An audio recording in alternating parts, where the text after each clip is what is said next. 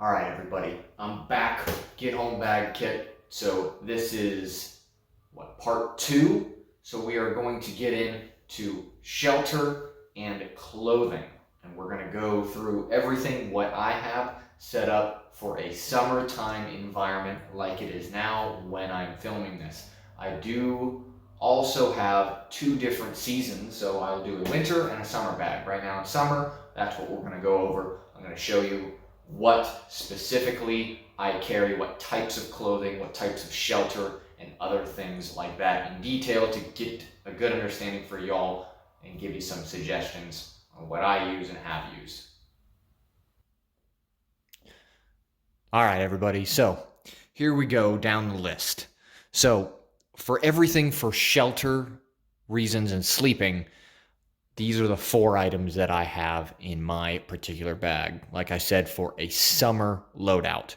So the blanket or sleeping bag type of setup is the Snug Pack Jungle Blanket. So this is an awesome piece of kit. Actually, I recently upgraded about 6 months ago. I've always been a Whoopee fan, like 100%, always just because I'm military and I found out what the poncho liner is actually like. And ever since my first deployment, I've just ran with the Whoopee ever since. So this is roughly the same material, but this is a little bit lighter weight, but still keeps that thermal like barrier and that thermal warmth like the original Whoopee. They just brought down the weight on it. So this weighs in at 1 pound 9 ounces for just the blanket alone. And it's really nice because it breathes very well. It regulates your body temperature kind of for you. I don't really know how to explain it other than just getting a Whoopee or getting one of these jungle blankets and just testing it out in your house and see if you like it. The material is actually surprisingly nice. Most people would think that, oh, it's kind of nylon based and it wouldn't feel that great, but give it a try. You would actually be really surprised about it. So that would be actually inside the shelter that I have to keep me warm, along with the clothing, which I will bring up here in a second.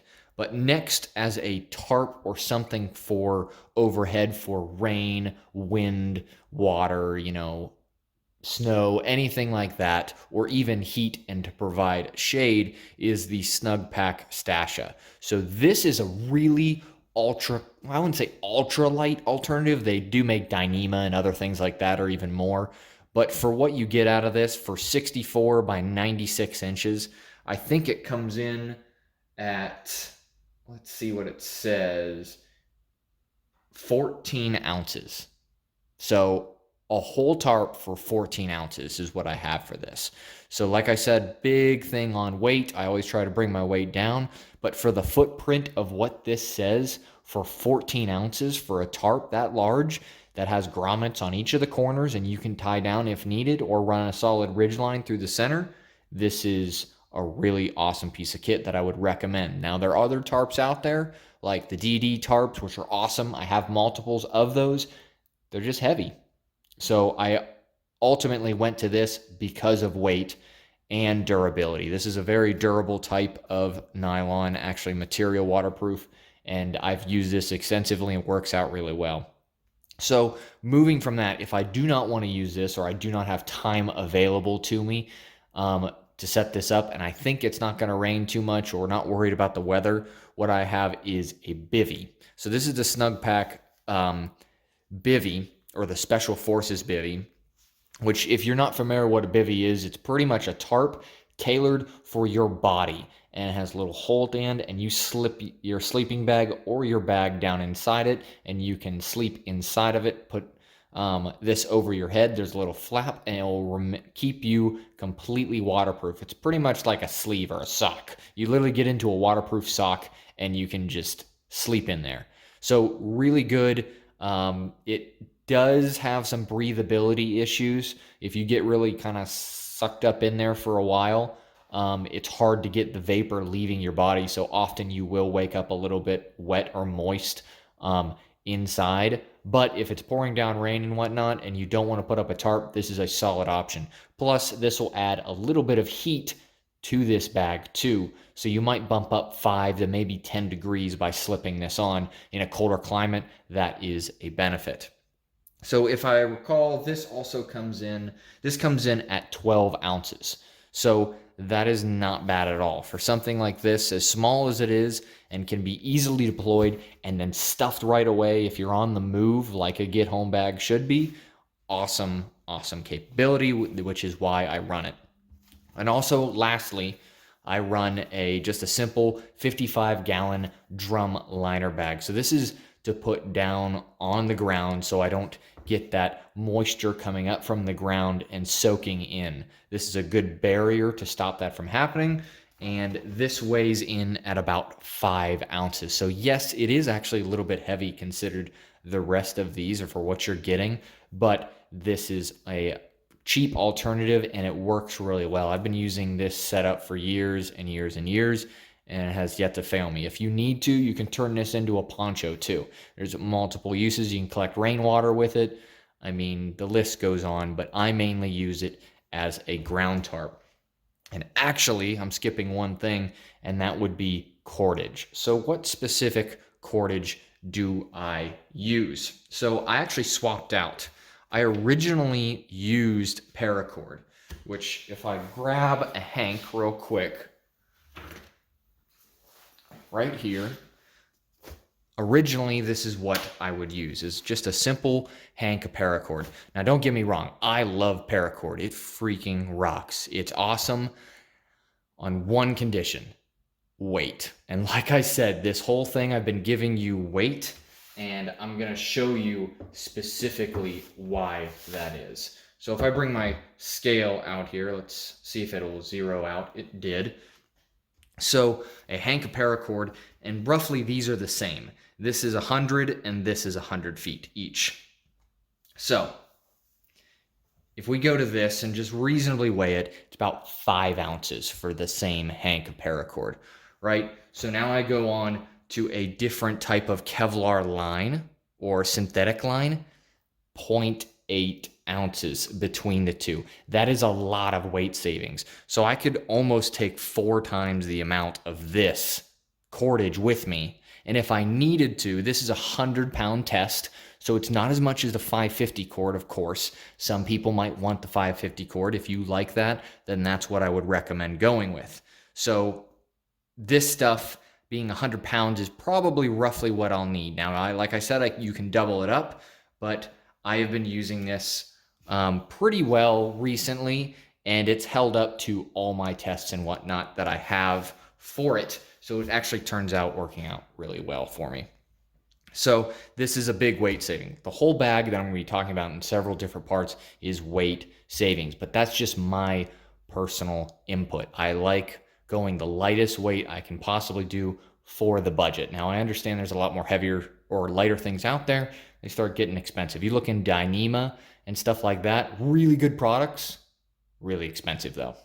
So I don't really use paracord anymore, so that's kind of out of there. Now I do throw it in the bug out bag and other things like that, but for get home bag purposes, I use this specific line, and it's actually micro cord, if I recall. It's a 100-pound test. Works out pretty well. There's just to see what it is. If you guys like it, it is, I guess, made in the USA, which is pretty nice to see that still available and around. And also this works as tripwire cordage as well for perimeter alarms and other things that I'll get to in another video. As like I said, we're doing a part series and we're going to continue into that. So I'm going to transition over to clothing, and then we'll run that down and we'll call that this video to the end. All right. So transitioning to clothing, as you see, everything is laid out, and I will go down the reasons of why I have everything. So initially, I go with normally thermal insulating based products and moisture wicking products, which number one, in my opinion, is wool. Wool-based material or merino wool is a very good contributor to all those aspects. And that is what I've been running for many years, and that's what I would recommend. Now, it is premium, and it's a little more pricey than, say, normal cottons, but if you ever heard the term cotton kills, it's because if it gets wet, it's very difficult to get dry. Wool, on the opposite hand, will almost retain, I think it's like 50 to 60% of its thermal value, even soaking wet. So this is a summer-based bag. So also you're looking for those moisture wicking products to pull that moisture out of you. But then at night when you want to go to bed, you want to still stay warm and not freeze to death, even if it's only 55 degrees out. So what I run particularly is bottoms and tops, which is like kind of lawn johns. Both are wool-based material for nighttime, for sleeping, or if it gets very cold.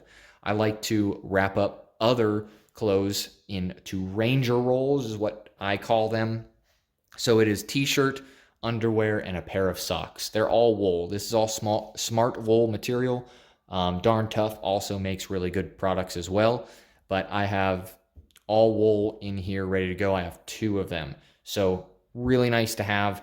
Keeps it in a small package, and you can just pull out, say, one ready to go and be like, okay, this has all the material I need in it. Very nice for packing down too. So also I have a fleece-based top up here as well. Fleece is also something good for insulation and a warming value. You don't get mainly all the products or properties as wool does, but fleece is a very good insulator to keep you warm, and this is mainly a warming layer, so that's why I went with it. It's just a North Face fleece, just something not super heavy, but not super light, just a medium weight. Moving over to rain jackets and stuff like that. This is a ultralight military top and bottom set, not a poncho, which you'll see a lot of people run the full poncho, and I have in the past. I've transitioned back and forth quite a bit, but I've always kind of ended up going back to the pants because then I get to decide, or the pants and the top, so I can say which one do I really need, and you're just going to have to figure it out kind of on your own. But I would recommend looking into the poncho or going like this. The poncho is heavier, but it gives you more surface area and you can do more with a poncho. Like if you want to, for example, that Snug Pack Stasher that I have, you can probably take that out and use the poncho as a dual roll. So it's up to you, but I would recommend going with this. And then also being northern United States, the black flies and mosquitoes will carry you off. So I have a head net here that helps a lot in hiking and even sleeping. So all this together, if I recall, I do not have a weight for it. I think it is 3 pounds. This is 3 pounds, I think 6 ounces if I remember correctly. All of this together, excluding the rain gear, just this. So 3 pounds. So I'm pretty well weight conscious of the weight. Why I do that, like I said, bring down the weight, bring up your capabilities at the same time if you can manage it. So I can't throw like a ton of stuff in here for, cold weather and then not need it for cold weather. So this is what I particularly use in my general area. I would recommend getting same types or other things like that along the same lines as wool. It's helped me immensely. So if you guys like this kind of video, me discussing what types of properties and what type of stuff that I have in these, definitely hit that like and subscribe. We got a lot more stuff coming up. Mainly, we still have hygiene to go over. We have food, we have tools, we have navigation, night vision, protection, miscellaneous. Like there's a whole bunch other topics and other videos in the line of this whole series that are going to be coming up. So definitely hit that like, hit subscribe, throw down in the comments what you prefer as clothing or shelter wise. Let me know what you've been using. How do you like it? Maybe give me some ideas as well. So I hope y'all have a great day.